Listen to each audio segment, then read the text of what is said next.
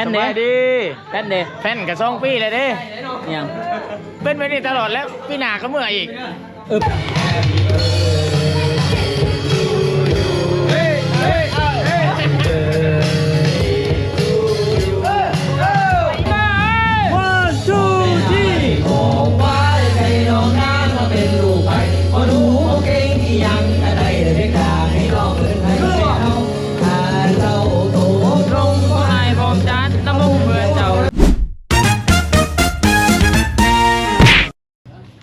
สวัสดีครับสบายดีพ่อแม่พี่น้องป้าบไดถ่ายคลิปวอล์กนี่เป็นถิดแล้วทุกคนเนื่องจากว่าบ่สบายเนาะเจ็บแขวพวมไปปัวแขวแล้วเพราะเจ็บแขวทรมานสุดใครเคยเจ็บน่ะจะเข้าใจเนาะ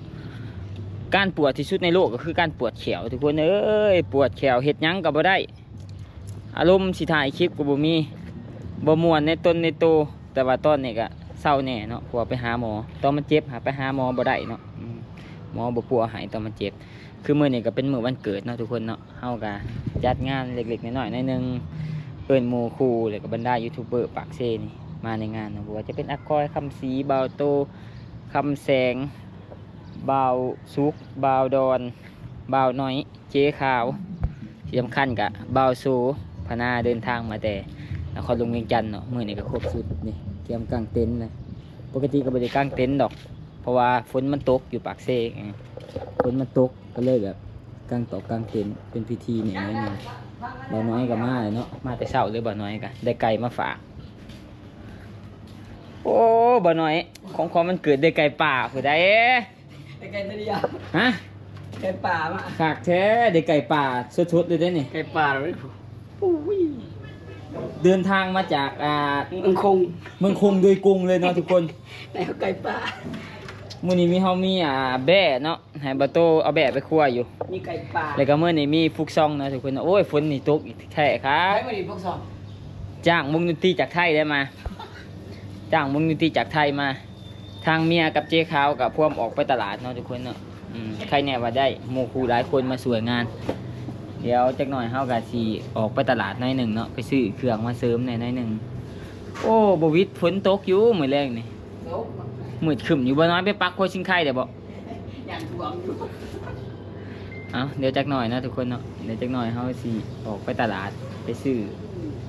เครื่องมาตื่มอีกน้อยหนึ่งเมื่อนี้มีโฟกซองเลยทุกคนเด้อมวนๆแล้วมื่อนี้นะครบสุดครบตีสอดแจ้งแท้ตอนนี้ก็ใกล้ที่เริ่มงานนะทุกคนเนาะแต่ว่ากำลังเฮ็ดกอกเฮ็ดกินเนาะโอ้ของกินก็มีหลายอย่างหลายแนวทุกคนหมูคู่ก็กำลังสิมาบอชูสิมาเห็ดแจวเมื่อนี่โอ้ทางบอบิลี่กับเกียมหนึ่งเขาเป่าไฟเนาะมีแบะเลยทุกคนใช่ว่าแบะเห็นดีวะโอ้แบะอีกทีเนาะตัวนี้ชั่วไก่มีแบะอีกขักสุดมียำมีแบะโอ้อาหารนี่หลายอย่างหลายแนวขนาดมือนี่มันแจ้งแท้แน่นอนเนาะเตรียมไปแล้ว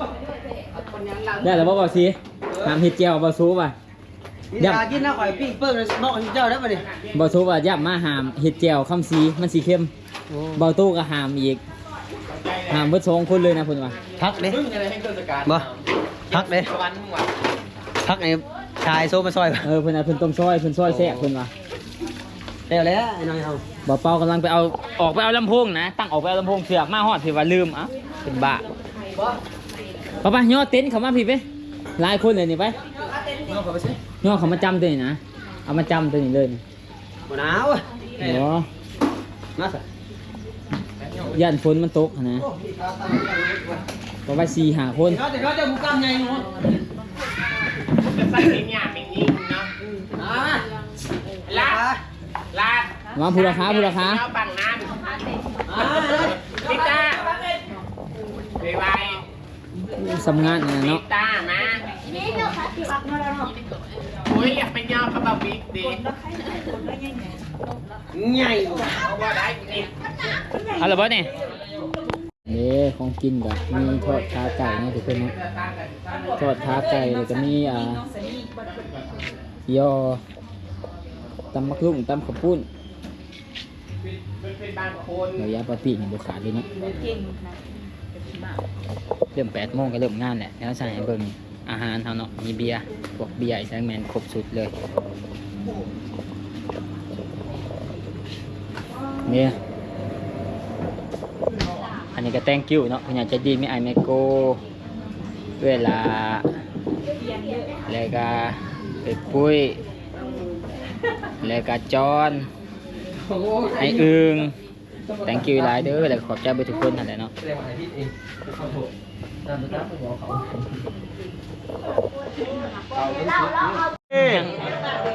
แผ่นเด้ แผ่นเด้ แฟนกับ2 ปีเลยเด้ ยัง เป็นไปนี่ตลอดแล้วพี่หนาก็เมื่ออีก พี่ก้าตื่นมาเลยเนาะโอ้มวนค่ะพี่ก้านี่ ใกล้ๆในภูเขาแต่งเป็นข้อท่านเนาะทุกคน พี่นี่ก็เลยพอแต่งตัวธรรมดาซะเนาะ แต่ง ใส่ ตัว ชุ ธ ด รรม มา ดา แบบ แค่นี้สิมานี่อ้ายกูก็สิมาอยู่บ่ ไผ เอ้าอ้ายกูเด้อันมัดผมค่ะ เดี๋ยวมา ตัวนี้จะเป็นไลฟ์แพ็กมา โอ้บ่สุกกูเค้กอันเดียวเค้กถึกๆอีก โอ้ยถือกี่ได้ไปซื้อร้านไป โอ้ยที่หมู่ผูกแขนเป็นล้าน2 ล้านอันนี้อีสังอันนี้เค้กเช้าหาพัน ไปดีสั่งว่าคำสีไปดีเด้อ ไปนั่ง แฮปปี้เบิร์ดเดย์ มันก็โอ้เค้กเท่าไหร่ชื่อนี่ พวกกันเป็นบ้านเท่าไหร่ เดอซูก้าอีก ว้ายของแพงเด้อนี่เด้อ โอ้ เขียนสบาวิกใหญ่แฮปปี้เบิร์ดเดย์เด้อบาวิกเด้ออยู่ดีมีแห้งลำด้วยกูเก่า โอ้เค้กกันเท่าไหร่เช้าหาพันบ่จ๊ะ ว้ายอยู่กับบ้าเขามีบินเว้นเขาใส่บินน้ำบ่400,000นี่เค้กตัวนี้หันไปเบิ่งในซองเขาได้เนาะเออล่ะ เค้กเขาหล่นตู้เลย ตาเป่ากันติกว่า พอซื้อเค้กกระเล่มมาคักตัว โอ้ย เค้กมะม่วงแพง เค้กยังก็เอากว่าถือว่าให้ดีกว่าคนบ่มี อ้าว ผมมีผมเป็นยังรูปมาร่วมงานเด้ มันเอาผมงานเด้ เออ เอาผมงานเด้ ก่อนจะพ่อมันเกิดป้าทรงผม มันแต่งตัวหล่อ ใส่ เล แม็ก ย ซ์มาสิ ใส่สืบ ห่วงเลยแล้วจะพ่อเลยห่วงเลยทรงผม ใส่สืบคอนเบิร์ดอีก เก่งมากแม่จะมาแล้วจุ๊กอ่ะจะมาใครนี่ เจ้าผมมันไฟช็อตมันก็กูได้มียังไงได้กูขอแซวในนั้น ฮะมาโคเซลกูอีก ผมมีนี่มีบอก เซลนี่อันเดียวนี่ โอ้อันหนึ่งก็ได้นะสิ เสือฟางได้อยู่ ได้ คุณบ้านยังมีเซล เฮ้ย ถึกเจขาวแล้วนี่ผู้เบาเต็มอ ไอ้ ยู่ ยังก็มือนี่ถึกใจให้ผมมาก่อนหมู่ได้คนอื่นผมมารับก่อนบอน้อยสิมอมเพิ่นบอน้อยเด็กเลี้ยงงัวบ่ได้มาติ มาบ่ใช่นี่ขี่วะนี่ ตาเปียกอยู่บ่แม่นคนเท่าแล้วนี่ เจ๊เป็นขี่วะนี่ บ่แม่นคนเท่าแล้วนี่ไม่หรอ มาตะลึกมาตะลึก ตาเปียก บ้าขนาดนั้นเด้อบอกไปซอยนะใคร โอ้เขาคิดว่าจะเอาตาเปียกย้อนกินเบียร์อะไรใด มานั่งโอแกนมาเพิ่นมาอยู่ บ่เป็นคนเฮาได้ไง คนไทย ไปเอ้ตาเบียกเลยเขาบ่เบียกเบียกก่อน ไปนะผู้พี่นั่งผู้ว่าไปนั่งเอามือดนตรีเฮาดีดกีตาร์ไปก่อน หินเรือแต่พวกมาหาเสือมันบอกเอาจนเปียกกูเบิดเปียกมันเป็นลมแล้วมายังบ่โซมาเฮ็ดแจ่วเนาะทุกคน ตอนนี้ก็อยากว่ามาครบแล้วเนาะทุกคนเนาะอันนี้ว่าถือโอกาสเฮ็ดผูกแขนน้อยเลยเพิ่นว่าหน้านี่ว่าอันนี้กูบ่ซอยเด้อ มีแต่กูบล็อกเลย กูว่าแต่งานโตกูขี่รถไปปะใกล้ๆหนึ่งก็พูดชุดท้ายแล้วเนี่ยโอเคชุดท้ายแล้วมาชุดท้ายไปเหนือโอ้กูดีใจโอ้มันไปแต่งอยู่ซ้ำเหนือหมูใครแน่มาสั่นข้าจะมานั่งแชทมาอยู่ซอยเบียร์ได้บ่สั่นหนีบ่พุ่มเว้ยกูตอนนี้บาสุพนามาเฮ็ดเจียวเพี่อนเนาะทุกคนเนาะ เห็นบ่แล้ว สีมันแซ่บดีอะคำซีเผ็ดบริษัทติดเข้มอยู่แล้วนี่มื้อนี้ก็บ่ครบทีมแล้วทุกคนเนาะพูนมาแล้วครบทีมแล้วผู้ทางสาวๆก็ถ่าย แล้วใคร ว่าแม่เจ๊ขาวบ่ถ่ายว่าเจ๊ขาว หนึ่ง แม่เจ๊ขาวถ่ายน้ำแหน่เห็นว่าก็ได้เห็นว่าเราเป็นกระเทยกัน หนึ่งโอ้ย เห็นว่าเราเฒ่า 1 2 3 1 2 3 จะบ่ยับมาอีกมันตัดแขนคุณตัดแขน1 2 3 1 2 3 พ่อเลยมั้ง ได้อยู่นะไม่ได้1 2 3 1 2 3พวกสาว ตอนนี้เราก็เกี่ยมงานมันเป็นไลฟ์ซีซั่นเดี๋ยวนักดนตรีมาเนาะ9 โมงสิใส่อันนี้วะนี่มันบ่ดีเลยว่ะ บอเป็นบ่ได้มันไม่ได้ ถ้าใช้ออโต้จูนมันยังดีเลย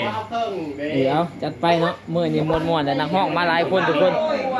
ขอบใจไปทุกคนเด้อถือไอพรให้เนาะบ่ก้อยก็กินเลยอยู่เนาะผมโอ้พวมตื่นแล้วก็ลิ้นแต่เกม อาจารย์แล้วมัน มึงพาคนลิ้นมึงบ้าบ่เกมบ่น้อยก็หยินแต่เบียร์ออกโทรศัพท์ใหม่อีก นางไก่ว่างเลยเด้อหรอว่างกินไปกินมามันมีตอนแบะอยู่นั่นเด้อเพราะว่ามันจอกเดียวกันเลย ตายแล้วเป็นเอดมาจักบอกก้อยให้เป็นเอดแล้วให้มาแต่อัตปือซะ ทำซีพุ่นกูได้เป็น ทำทีเป็นตะติ๊บอยู่ เฮ้ยเป็นน้ำบักมิกนี่แหละ มึงยังบ่แพ้ มึงว่าโอ้ฮะ เดี๋ยวสิเดือนใหม่กูฆ่าเว้ากำลังเว้าอยู่ข้างหนึงเพิ่นมันล่อมันยิงเขาเป็นบ้า เจอตลาดคอย มึงเจอแท้ได้หน่อยนึงเห็นบ่ โอ้ฮะใช่ ยิงกูโอกาสยิงจนสิบ่มีนะอ๋อตัวนี้ก็ช่วยตาม มีเดียมแดงเลยมาเร็วมาเร็วเองสูตรเด้อเองสูตรเจียวไอโซเด้อแบบในคลิปเลยฝากเด้อกิสลา เพี้ยอเมริกาเพี้ยเขาส่วนแล้วเขาควายแล้วก็ถิ่มเลยเพราะมันเป็นงัวที่เขาเลี้ยงหัวอาหารน่ะเพี้ยมันบ่ค่อยคุ้มเลยนี่ดอกแล้วเขาจะดีได้ บีก็ได้บีก็ คอยบักดีโอ้ย มาเร็วตับยอนนะพี่น้องกินเพื่อเมียใหม่ตับยอน พอเดี๋ยวอันนี้พอเดี๋ยว คนบ้าเนี่ยก็เมียทายปีหัวปีเฮ้ยตับยอนเลย เอาอีหลีเลย เอาบอกเพิ่ม ขึ้นเฮือนผู้หนึง บ่เรื่องตับยอน ผู้แค้นผู้หนึง นี่ก็ตับยอนเลย หักบ่ บอกเพิ่มไม่ยังคอหูกูอยู่ไปคอไปหาหวานบ่โหดดอก ตีเฮ้ยโอ้บาวิกก็ได้ โอ้ยเบาซุก ไม่ได้ตัว ซื้อเค้กให้เซาหาพันถ่ายคลิปเกินได้อันนั้นเอง โอ้ ที่แรกก็หามัน มันเกิดโมหักกูใส่หาแสนมาเด็ดล้านหนึ่ง โอ้ยว่าจะเชื่อจะโอนเองเนาะ โอ้ว้าวดักหนาเลยล้านหนึ่งบ่เอาเลยว่าจะหาแสนมาเอาเลย สบายดีทุกคนไหล แล้วเนี่ยเนาะมันเกิดยูทูบเบอร์ บอกแล้วว่าจะมีหมู่ยูทูบเบอร์ไลน์มันแย่งกันถ่าย บอกว่าเนี่ยมันกระมวลเด้มันมวนมันนี่แหละอ้าวเลยกินไปเลยมันให้เขาเนี่ยเนาะโอ้นักดนตรีทำมาเลยเว้ยบอกว่าให้มันคุกซ่องถ่ายไปดิซ้ำมือกองมาเนาะพอมือเนี่ยเขาแบบมีดีเจมีมือกองเป็นดีเจเด้อมือเด้อ โอเคได้ ดีเจยูทูบก็ได้ดิจัดไปเนาะ ตอนนัดอยู่แล้ว โอ้มันมีอะไรอยู่มันมีเครื่องอะไรอยู่แต่ไม่อยู่ โอ้ยจัดไปจัดให้ จัดไปเนาะดีเจอลี ให้เจ็บทุกคำที่มองใครถ้าเอกรู้จักคู่ใครเป็นศพต้องจบไม่เหมือนละครไทยอยากจะมีใครไม่เกี่ยวดอยก็ได้แต่เก็บเป็นกองใจอยากจะบินกองดอกไม้กับเขาเองมองดังบินเข้ากองไฟเคยคิดว่ารักทุกคนยงใหญ่แต่ใหญ่พวกรักจะมีไว้หลอกน้ำตาต้องเซ็ตพวกเขาให้เรากินน้ำไปส่งก็เกิดมาเป็นไม่เลือดจะอยากให้กองอะไรไม่ตอบดูเราพวกรักที่เขาให้กันไม่ควรอะไรกับเขาเหมือนกัน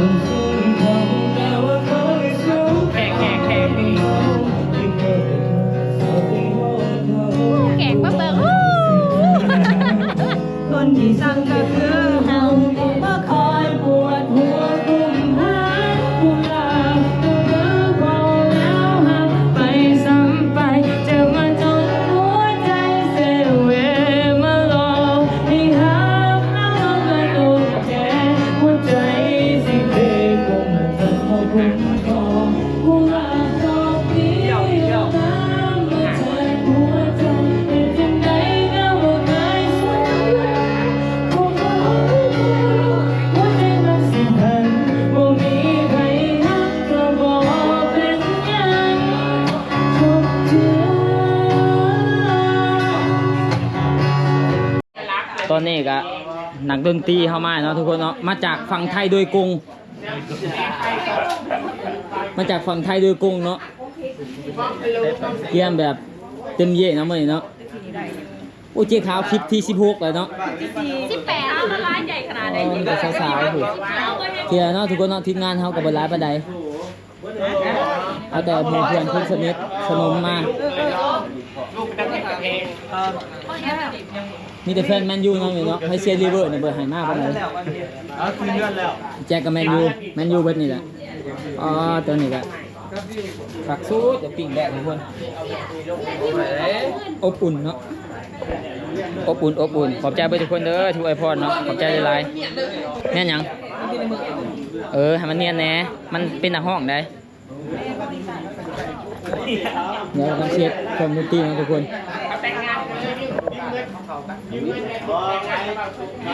เดี๋ยวฝากทุกคนเบิ่งคลิปเนี่ยเด้อแล้วฝากทุกคนอวยพรผ่านคลิปเนี่ยก็ได้เนาะสำหรับใครอยากให้ของขวัญก็สามารถกดซุปเปอร์แตงให้เราได้เด้อทุกคน1 เหรียญ 2 เหรียญก็ยังดีเนาะเบียร์เบอร์นี่เต็มเยอะนะเหมือนคำซีกับปิ้งเนาะโอ้สายปิ้งเข้ามาเลยมึงพอคำซีกับซีเมื่อบ้านเนี่ยจะเป็นจะได้เดียวนี่กันเมื่อใดเมื่อนะฮะใครอยู่สิเมื่อแต่ว่าเมื่อยังเนาะโทษยังโทษแท้ยังกับชีวิตเมื่อแล้วเบิดนี่เลยเด้เบิดสัญญาเสาหงเลยเสาต่ออยู่กับบักโต้เรียบตัวอยู่ผู้เดียวโอ้ยากเลยนี่ว่าอีกแล้วฮะของจ้านี่แหละมึงเช่าเมียอีกแล้วโอ้1 หอม 1มาป่ะโอ้ขี้หอดเด้1 หอม 1รถม้าแน่คันเนี่ยโอ้ยม้าแท้แท้คันไหนเอาฆ่าสื่อโอ้ยตายแล้วรถไฟฟ้ายังหมดฆ่ามันกระโพดดอกขอลูกป้าอีกครั้งโอ้ยมีแต่อยากได้เนาะขอลูกป้าโอ้ยรถรุ่นไหนวะมีโพวินป่าวะอ๋อแขกมาหลายนะทุกคนเนาะย้ำมาอีกน้อยหนึ่งนี่ก็ได้โอ้รถตู้เราขักเว้ยถามชื่ออยู่บ่ขายจะฮักลงนี่ก็ได้ฮักลงบัดจะเมื่อจะออกทั้งนั้นเลยมาแขกมาฮะจอดนี่ก็ได้ต่อคันนี่ก็ได้ต่อหลังคันนี่แหละไม่ไฟมาหรอกเดี๋ยวผมจะไปแล้วโอ้เรียกลงพุ่งก็ได้เอามาผู้เดียวมาโอ้เมียดิโอ้ยดีแล้วมือนี่เพราะว่ามีพิตตี้มานำให้มันดูผสมพันธุ์ก่อนโอเคมีเยอะมีตัวเนี้ยมีตัวเมีย3 ตัวแบ่งให้ผมเนี่ยผมอยากได้ตัวผู้ทับเอาไปหาแบบว่าให้เขาแบ่งเชื้อให้แล้วก็แบ่งลูกเขาอย่างเงี้ยได้เอาน้ำเชื่อของข่อยนี่ไปก็ได้ขายข่อยยังอยากได้ลูกมันเลยนะมันต้องให้หมาเจอกันเมียมันไม่ติดให้หมามันเจอให้มันมีอารมณ์ถึงฤดูมันมาอยู่ที่ไหนเราอยู่สระบุรีใกล้บ่ไม่ไกลโอเคน้องมาจากไทยมันมาบ่อยอันนี้ก็ได้มาโอ้อยากได้ลูกมันขนาดข่อยกันโอ้ยลูกมันเป็นเงินเขาก็บริเลี้ยงแบบเชิญธุรกิจดอกอยากเอามาเลี้ยงแบบเขาหมักเลี้ยงม้าฮะนะเมียผมเบะอยู่กำลังถามคาดองอีกเดือนนึงป้าผู้ส่งมาบ้านยูทูบเบอร์ที่กล้องทางผู้เลยอยู่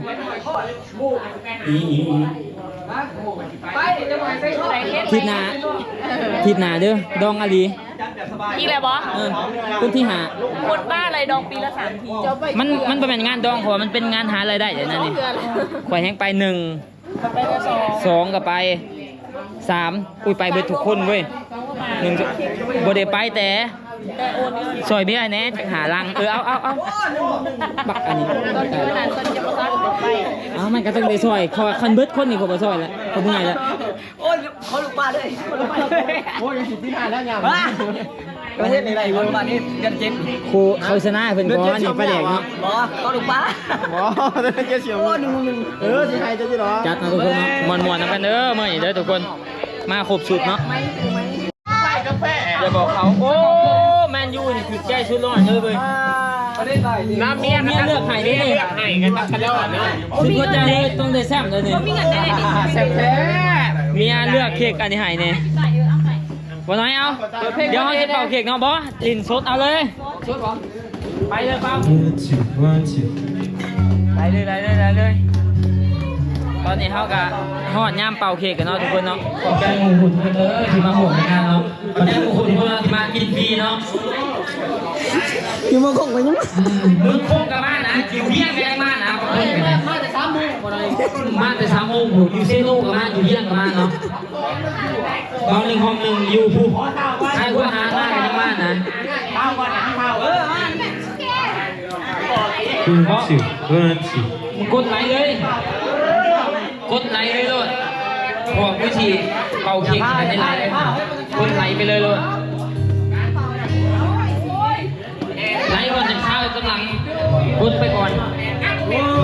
แป๊บนึงเดี๋ยวโอ้ตอนนี้ล่ะโอ้ยง่ายๆที่เราเป็นโต๊ะ เนาะไล่สว่าเลยเดี๋ยวแป๊บนึงนะทุกคนค่ะ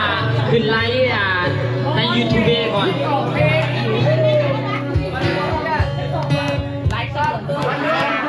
แป๊บนึงเด้อทุกคนเด้อ มึงก็ได้เพราะว่าหนาแม่ ป้าหนามึงบ่ผ่าน ไม่ชอบใจ แล้วที่บอกเค้กโอ้ย ไม่ได้ก็ไม่ใหญ่ยืนพร้อมกัน ขึ้นไลฟ์ก่อนให้เขาเห็นเลย ไปท้าได้ โอ้ยเที่ยนกูครึ่งหนึงเดี๋ยวสู้เอ้ย เป่าก่อนเป่าก่อนเป่าก่อนจับก่อนแต่ละแต่ว่า ใจเด้อคนใจทุกคนเด้อ ทิ้งขางาน ไปงานต่อไปงานต่อไป แล้วว่าเขาแจกเขาเนี่ยนะจะเมื่อนี่จะเป่าน้ำเจ้าเลยนี่ แต่ยืนลูกไข่อยู่ต้นเลย โอ้ยเขียนหมดแล้ว จริงเนาะกล่อง เนาะ เนาะ จะเข้ากันเข้าขึ้นไล ข ฟ์ นาดเนี้ย อันนี้ของแถมเจ้า ซอมมาสบายดีเด้อซอมบ่าวไหน ไลฟ์คือบริยิ้มบ้าน แป๊บนึงเอามือที่เป็นความมันติดได้มันติดอยู่เลยเนาะ กูสู้มึงยิ้มบ้านยิ้มบ้านยังไม่ได้ยังไม่ได้ ไอ้ลีเมื่อยอยู่บ่ เอาถ้วย ไว้ เอาถ้วยไว้แน่ ยังเราทุกคนเอาเลยเนาะ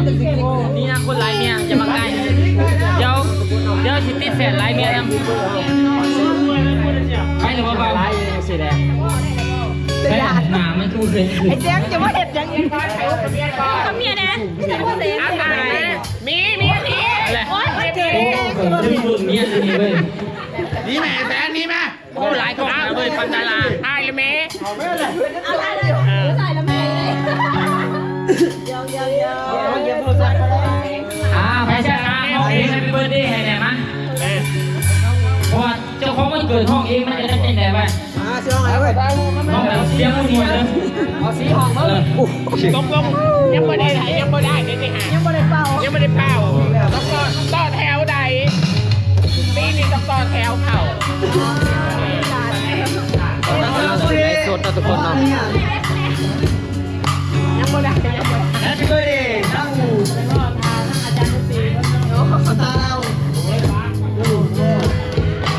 ต้องมาเลย Happy birthday to you ถ่ายคลิปอะไรมาหน่อย Happy นะ birthday to ฟังก่อนนะโทรศัพท์จดนะ Happy birthday Happy birthday Happy birthday to you คนไทยมาแล้ว Happy birthday to you Hey hey hey Happy birthday to you Oh Happy birthday Happy birthday Happy birthday to you ใจแดงคือขอให้สุขภาพร่างกายเข้มแข็งเฮ็ดสิ่งใดขอให้ได้สิ่งใดร่ำรวยเด้อ ปีนี้บอกว่าอย่างไรต้องขอแมนยูได้แซมกับพ่ออะไรเนี่ย ขอให้แม่นดูได้สักพ่อ กูขอเชลซี สุขภาพร่างกายเข้มแข็งร่ำรวยเด้อ มาโอ้มาซุกมาซุก Happy birthday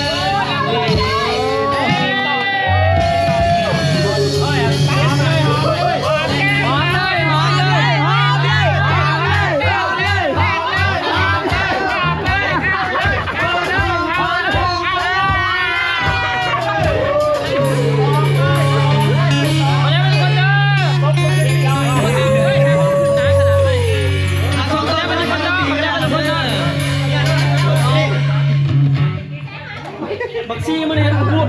เอาทุกคนเนาะ คนเมื่อได้เด้อเมื่อได้โอ้ยขอแจ้งไปทุกคนเด้อ ได้ๆก็ได้ เมื่อได้เปล่าแล้วเมื่อได้ โอ้ยกินตอนกันตีกว่า เมื่อได้แล้วเมื่อได้แล้วทุกคนเมื่อได้แล้ว สวยงามเพียงเดือนเพียงตาอยู่บ้านโคนไร้อายบุญยกองค์ใดที่จะมาสาบายครอบครัวของอายเงินคำไม่ค่อยไหล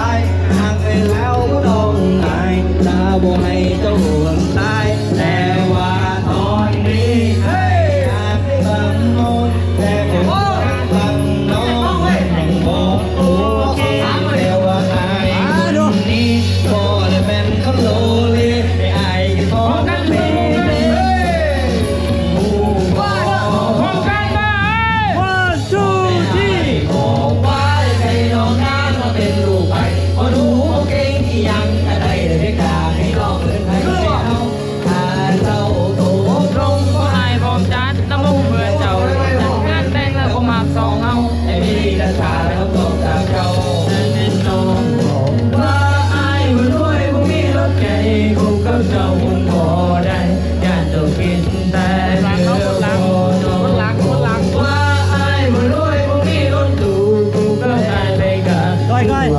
มันโจรไม่เสียโอ้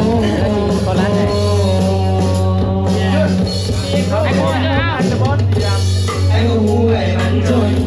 ไอ้หน้าแค่หน้ามนต์ดังเราจะยาวเลยเสียใจเป็นตะปูไอ้จะไม่ชอบมันจะยังต้องอยากเศร้าอึดอับอะไรบ่นใจเลยน้องหน้ามนต์อยากมองแค่ไม่มีรู้เลยไม่จะโอเคก็ยังต้องแข่งต้องเกินใจอธิบายไม่ต้องฟังเหมือนหากเจ้าร้ายขนาดมันจนตัวจะไม่ต้องอายจะเจอได้ยังไงหากเจ้าได้ไม่จะบอกมาว่าต้องการดีให้กระหายเจ้าได้ส่งจะมาไม่ได้เจ้าคนเดียวแล้วไม่ต้องฉันเราพอไม่ได้บอกว่าใจน้องหน้ามาเป็นลูกใครไม่รู้ว่าเป็นเอียงก็ได้เป็นข่าวไม่เอาเป็นใครแม่เราถ้าเจ้าโตลงไว้บอกชัดแล้วเพื่อเราทำงานแต่งเลยมาสองเอาไอ้มีน้องจากเจ้าแต่แม่น้องบอกว่าไอ้บ่รวยบ่มีรถใหญ่คบกับเจ้าคงบ่ได้แค่จะกินแต่เกลือพอน้องบอกว่าไอ้บ่รวยบ่มีรถหรูคบกับไอ้ไม่กล้าหัวไอ้มันโตขอบคุณเพิ่งมาจะว่าเสียโลกแก้วมันคือรวยนาคุณที่มีดอกทุกทางคุณนั้นไม่ได้ให้ไม่ได้นะคุณไอ้จะบอกให้มีน้ำตาไม่ได้ไอ้สุภาต้องไปไทยนาไม่ให้สมองเราไปหาเจ้าป้าที่เจ้าตลอดไปก่อเหตุให้เจ้าเสียใจนั้นเห็นใจเพราะว่าผมมันพอใจมากพอแม่ผมบอกว่าจะให้น้องนางก็เดินลูกไปก็ดูเป็นเอียงก็ได้ไม่ทำห้องเหรอไม่ทำห้องไม่ใส่แม่เอาไม่ทำห้องเจ้าโถเขารักกระเบียนเลยผมเพื่อเจ้าจะได้แต่งผมผ่านสองเฮาไอ้นี่จะขาดคำตอบจากเจ้าแม่น้องบอกว่าไอ้รวยผมมีรถใหญ่คงกับเจ้าไม่พอได้อยากกินแต่เกิดพอน้องบอกว่าไอ้รวยผมมีรถหรูคงกับไอ้ไม่กล้าหัวไอ้มันโจรอีลีโอวันมองวันมองวันวันนี้เจอเลยสเปกเลยสเปกตบมือขอหน้าเพื่อนทุกคนเด้อมือทุกคนเลยเอาตัวมาเลยทุกคนเนาะโอ้หน่อหลายเด้อมือนี่ปวดหมดเลยเอามือนี่เป็นมือหอมแก้มหอมแก้มจะบอกได้ยังกว่าจะมีไปผัวที่ได้ผัวไอ้หอมแก้มอาจจะพอเลยไอ้เราหอมนะจะว่าจะอายเด็กไอ้ยังทางนั้นหนึ่งก็ได้ให้เราหอมน้อยหนึ่งคันเดอร์เลยหอมจะเลยเป็นเสียบปีกไก่เซโน่เลยเนี่ยหอมแน่บ้านนึงอ่ะได้แล้วได้แล้วเดี๋ยวพอมันเกิดคอขึ้นมาแล้วจุ๊ได้แล้วบอโอ้แล้วเลยหอมน้อยหนึ่งจุ๊น้อยหนึ่งจุ๊ไหมจุ๊ไหมจุ๊แล้วนั่งอยู่บ้านมุ้งป้องหน่อยหนึ่งจังไรพาพดพอดีพาพดพอดีจะมาแค่3 คนอย่างไรหอมเดี๋ยวเบิร์ดบอสรับเด็กใจเดียวรับเด็กใจเดียวมาเป็นดีไปเลยโอ้ยหอมก็บอกนี่ไปด้วยตามปฏิบัติน้องหัวนี่นะ